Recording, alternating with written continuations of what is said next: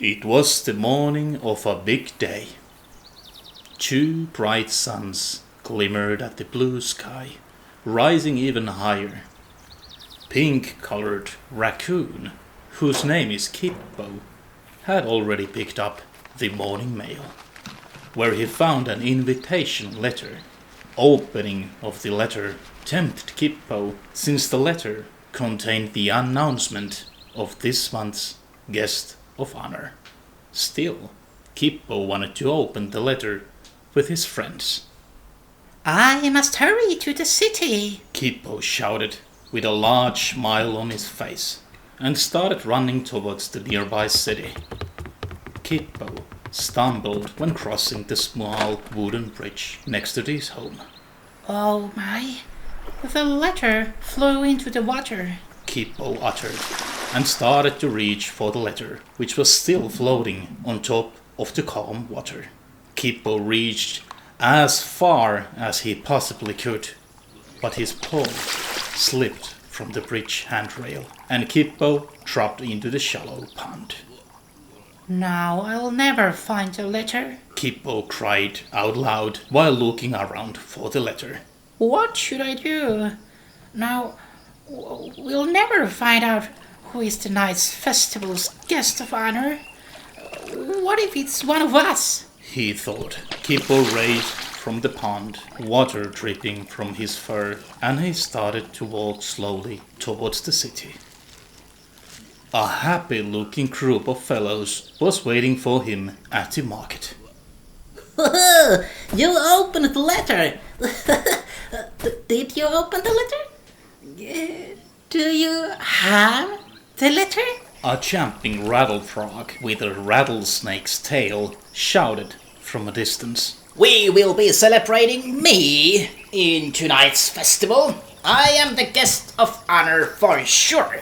A seal-looking creature, Unisil, announced from the nearby fountain with a mighty horn pointing at the center of his forehead. Why are you so upset, Kippo? A soft-looking white moon bear asked calmly with a diamond stick on his mouth, while Kippo slouched next to the fountain looking as sad as he possibly could. I'm very sorry, my dear friends, Kippo whispered with a silent voice. I dropped the invitation letter to the nearby pond, and I couldn't find it anymore.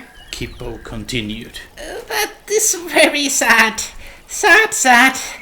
Now I am sad as well. Rattlefrog said, and stopped his hyperactive jumping. I am rather certain that we can still retrieve it. Moonbear comforted his friends with his calm voice. Excuse me, Rattle Frog, but if I recall correctly, your friends know the nearby pond as well as I know what is in my pockets. Maybe we can ask if they have seen the letter. Moonbear continued.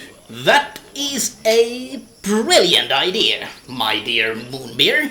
I can easily dive in and find the letter with my swimming skills. Unisil informed proudly while splattering his large tail at the fountain, water spilling all over the city streets.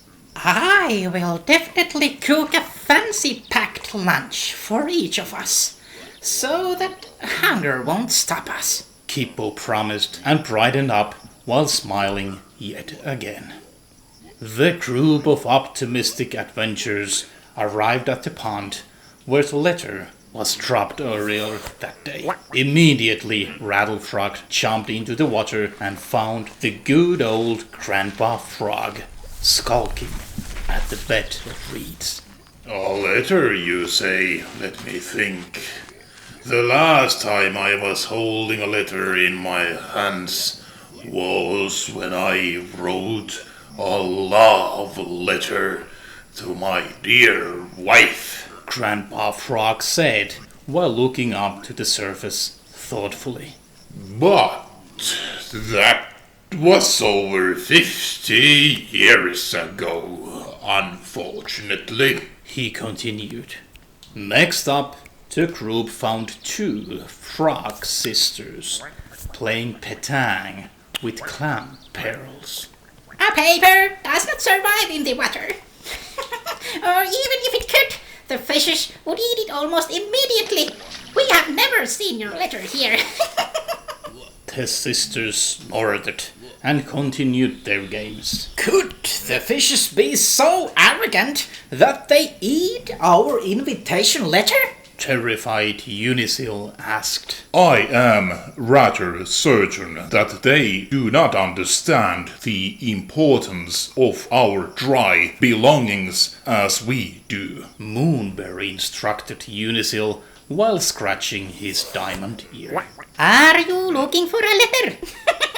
The mother frog asked, who appeared from thin air. The mother frog could easily be noticed from massively large tail that is decorated with different colored seashells. I saw a paper piece floating slowly to the deepest spot of this pond, where no frog has ever dared to enter. She continued. Luckily, we have the best swimmer of the whole continent with us, who is not a frog. Rattlefrog shouted out loud and pointed at the large tail of their friend Unisil. Unisil swung his tail rapidly and disappeared to the deepest and darkest place of the pond. Silence came.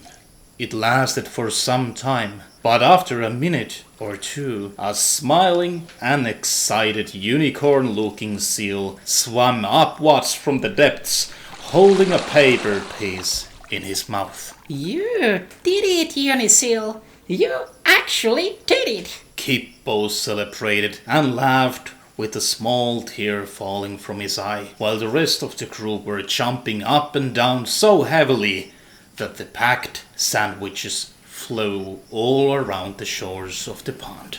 Only a small piece of the letter was remaining, where everyone could see small biting marks of the fishes. There is some of the text missing from this context, but maybe we are able to identify tonight's guest of honor from it. Moonbear said hopefully, while turning the paper piece around in his hands, trying to find some readable text from it. This month's guest of honor is someone who we all know very well. He is a good friend of ours, occasionally clumsy, but a warm-hearted fellow who welcomes everyone around with a pleasant smile. He never bullies or brag. He's extremely furry and covered in pink. His name is... Moonbear suddenly stopped reading. Oh, come on! Who is it? Impatient Rattlefrog shouted. Unfortunately, there is no text remaining. It seems that the fishes have eaten the rest. Moonbear informed calmly, while flipping the paper from side to side. We are all friendly, and we never bully anyone.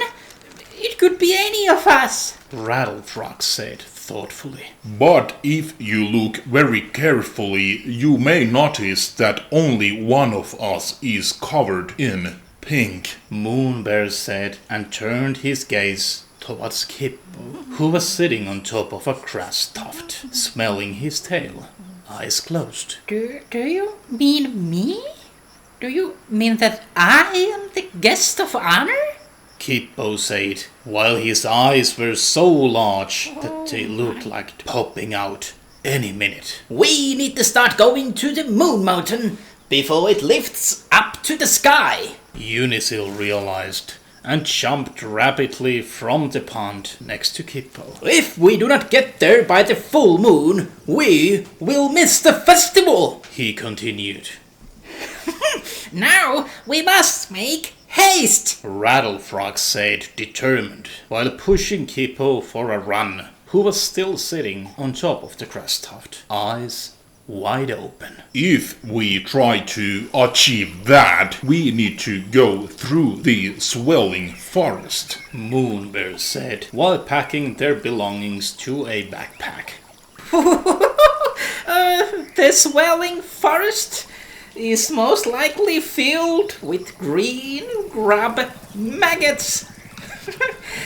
You don't want to step on top of those, because if you do, a terrible smell will follow. Rattlefrog laughed. The swelling forest was indeed filled with funny-looking and slowly moving grub maggots. The group of friends were able to jump from a stone to stone, dodging the maggots with ease.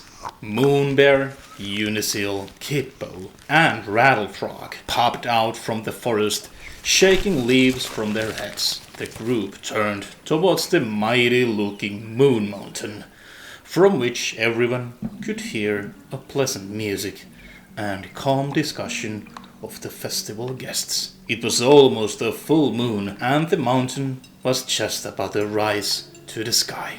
Fortunately, the group had only a small distance to the gates of the mountain, and they stepped into the festivals just on time.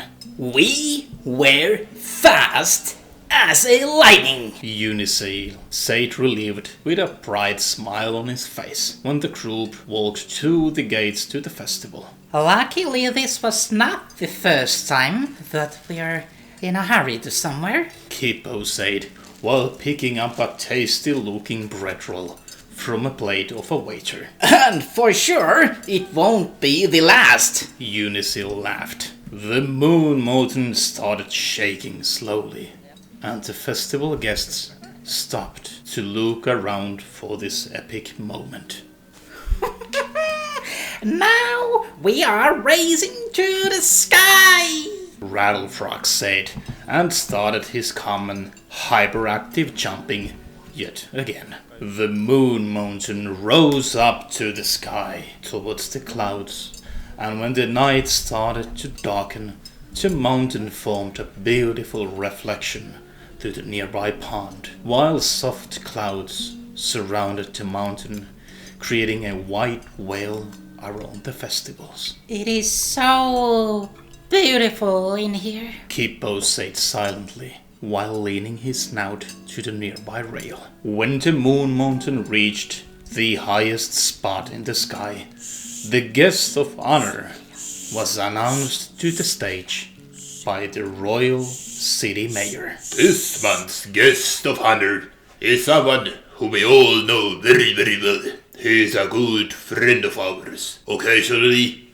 clumsy, but a warm-hearted fellow who welcomes everyone around with a pleasant smile. He never bullies or brag. He is extremely furry and covered in pink. His name is Kippo, a true friend of ours.